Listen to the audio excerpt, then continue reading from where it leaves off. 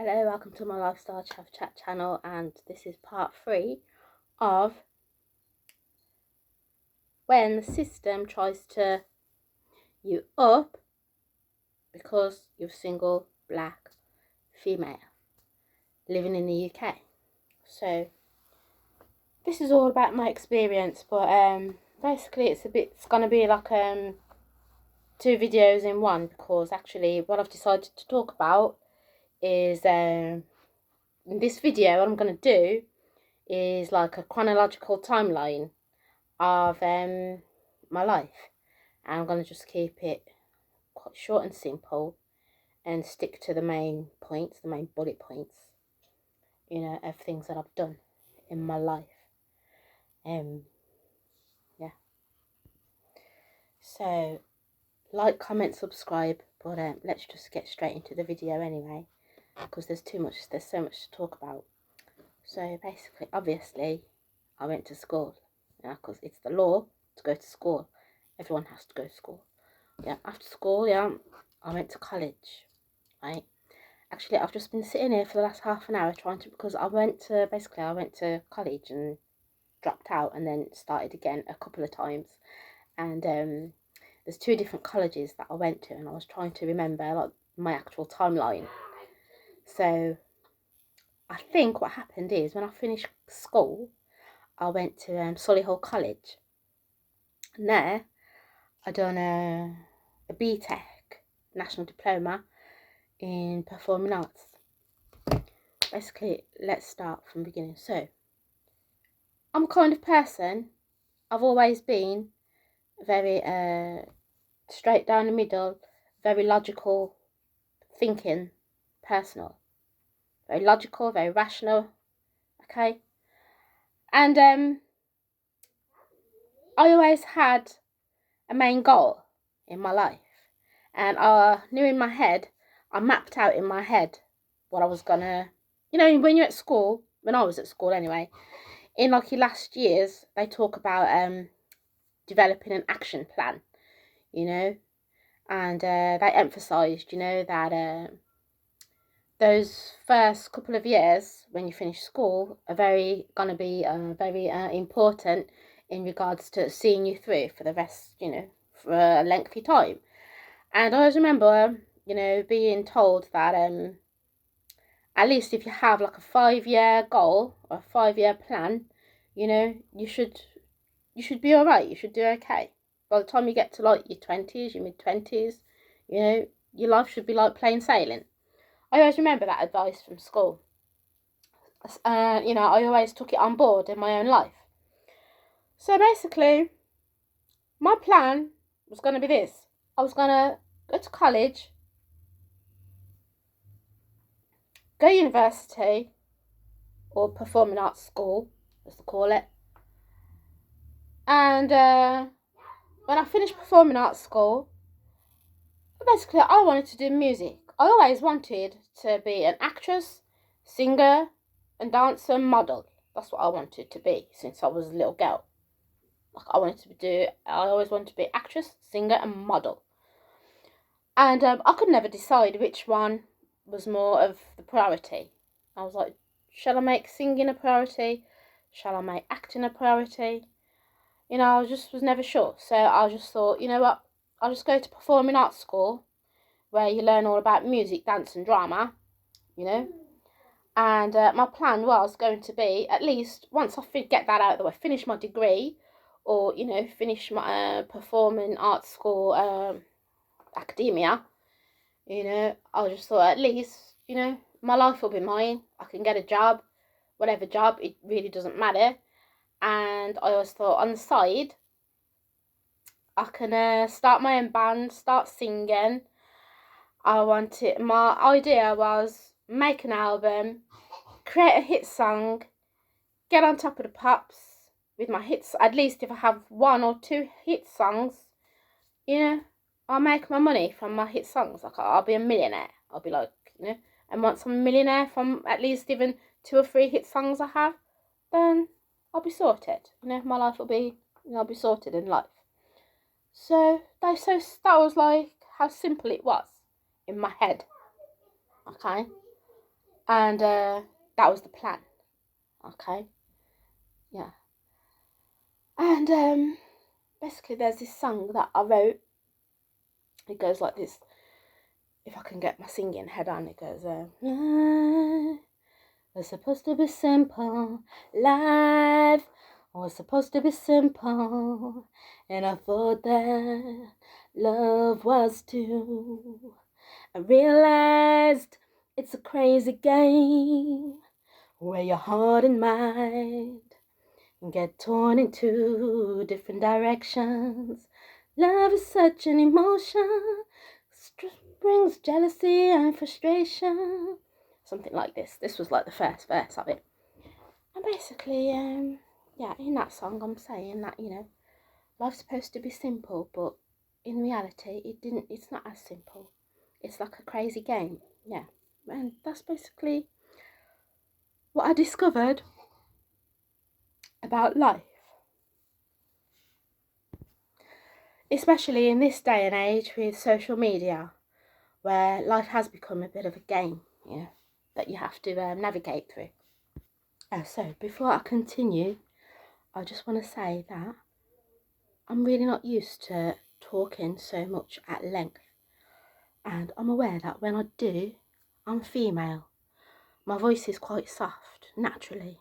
I have quite a soft, girlish voice, and I'm aware that the more I talk, sometimes my pitch tends to get a bit heightened, and I may start to sound a little bit like an ambulance siren. My voice sounds a little bit like,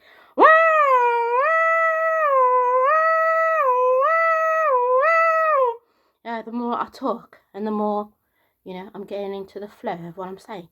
So I apologise about that now, but as in many areas of my life, that's something that I'm working on. I remember once, hello, people don't want to see your butt, cat, okay? Nobody wants to see Patchy's butt crack right now, okay? What was I saying?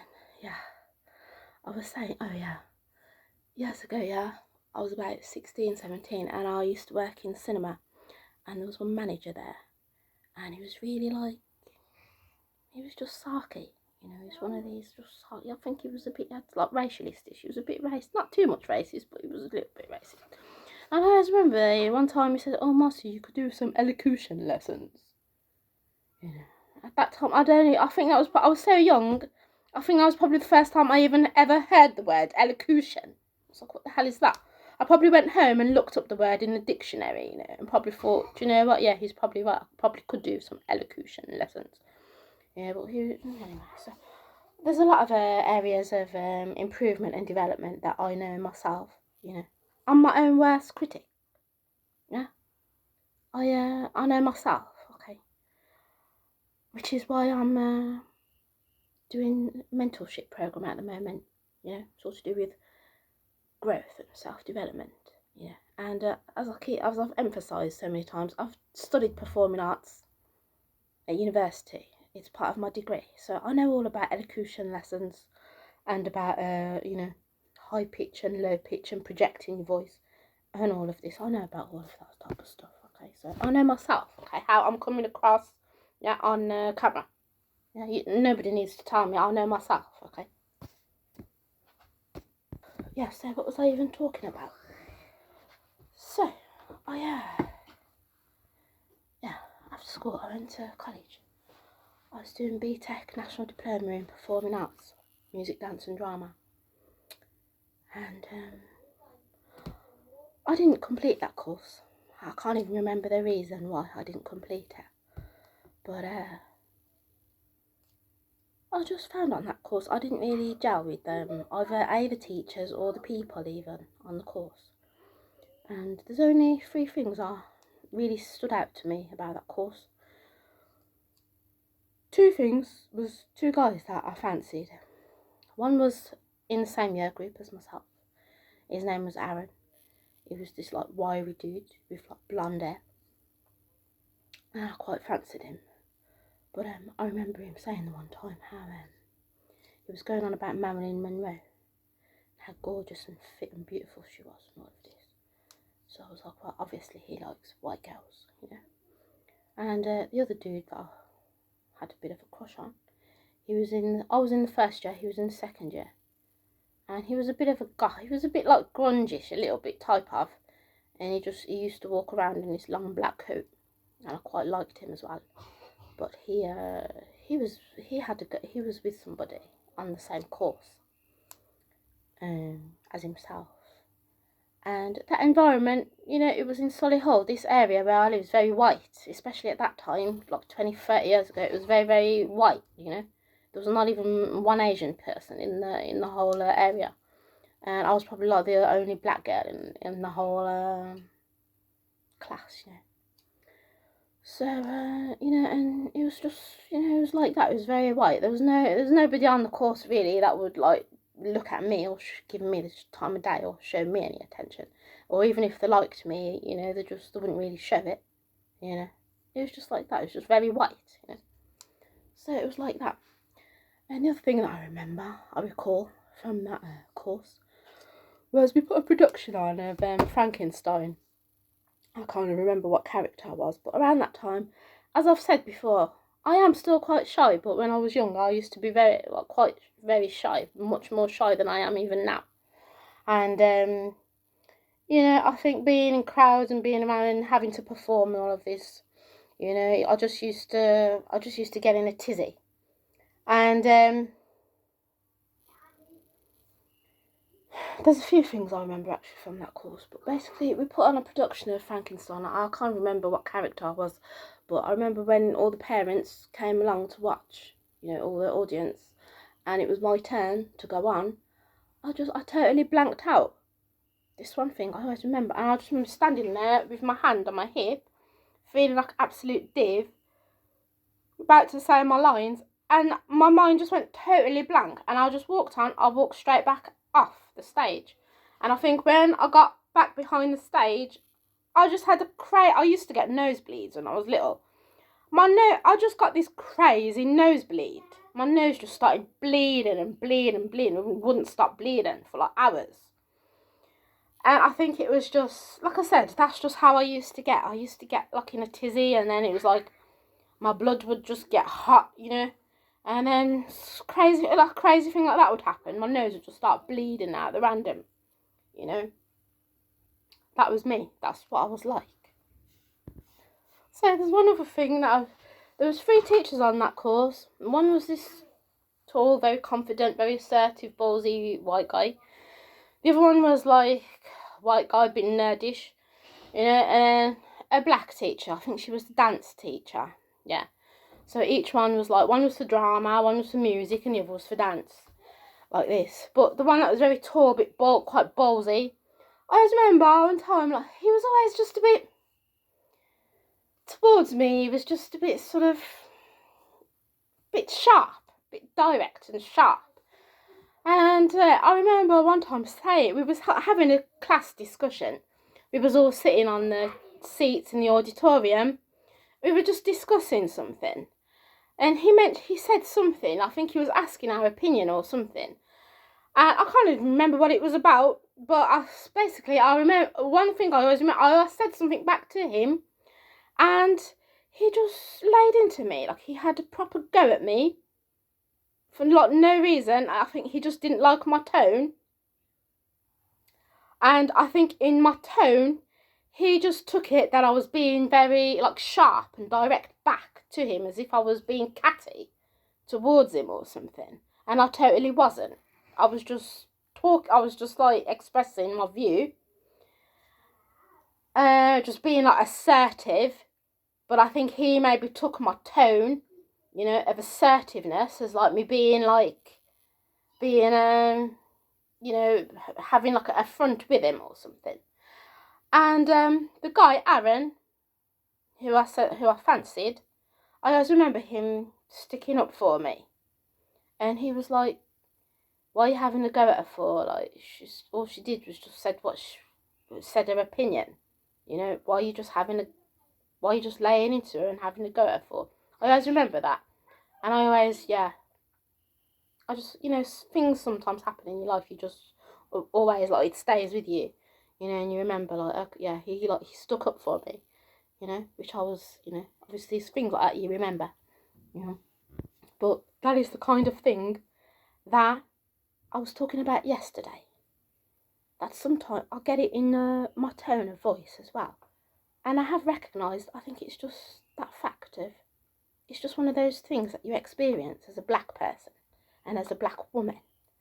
That's another thing I tend to experience, where if I'm saying something and I'm just being normal, my natural normal self, and I'm just being assertive, the person just like to get like, oh, what's she being like that for? Oh, what's she being like that for? And it's like, I'm just talking, yeah.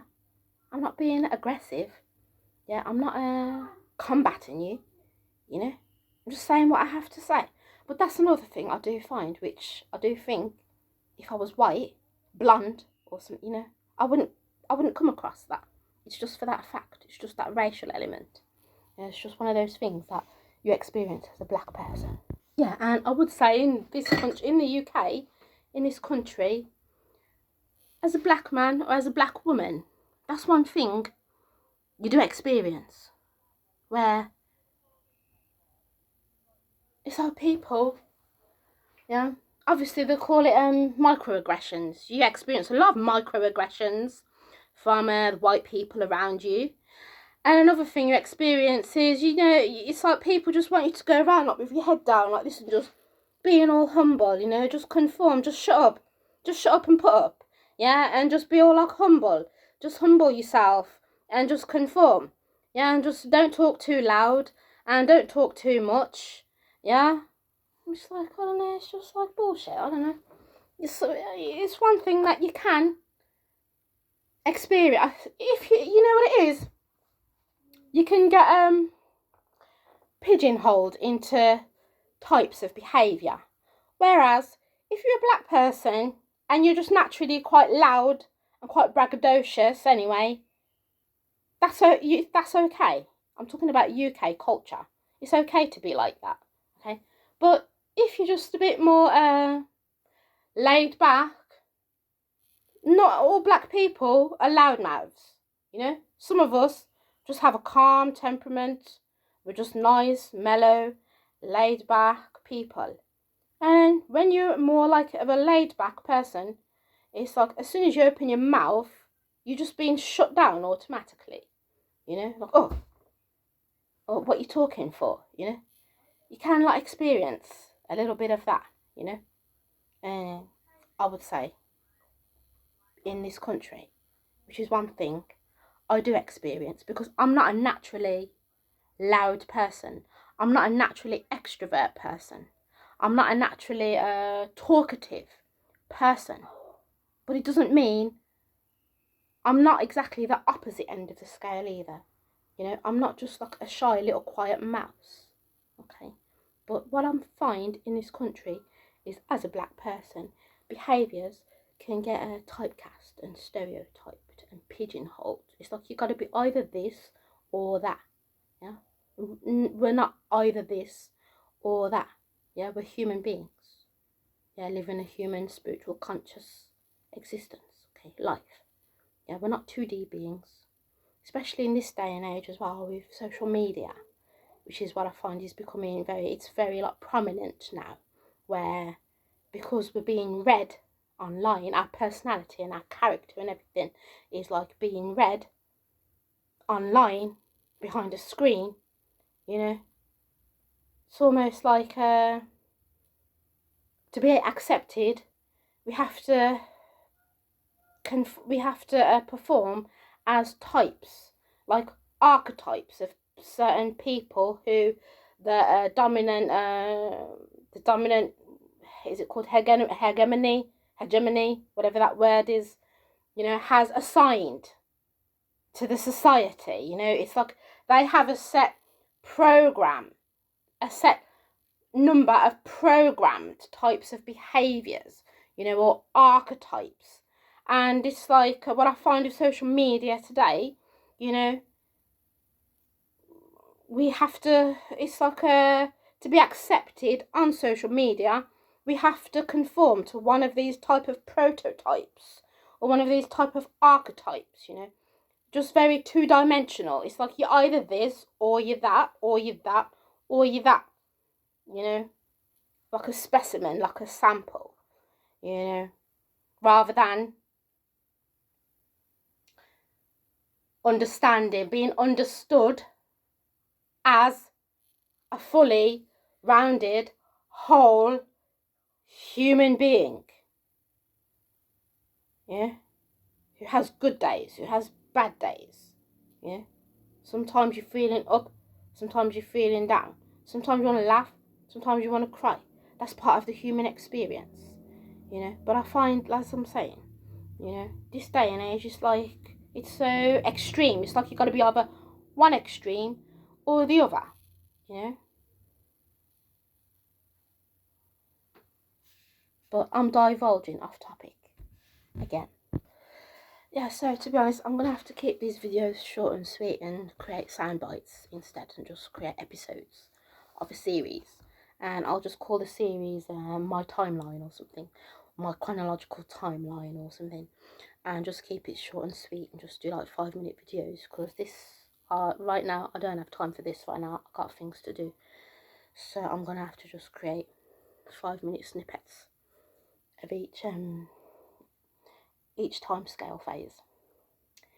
Yeah, but so that was my experience of Solihull College when I first left school. But as I said, I didn't complete that course, but I can't remember the reason why I left that course. I don't know, but basically I ended up leaving, and the following September I went to a different college, Joseph Chamberlain College, instead. Done my A-levels instead, and I done A-level business studies, A-level performing arts, and A-level theatre studies. I've done 3 A-levels, Joseph Chamberlain College. But thank you for listening. Like, comment and subscribe, and I'll see you again in the next video. Adios, la clase. Adios. Muy bien, adios.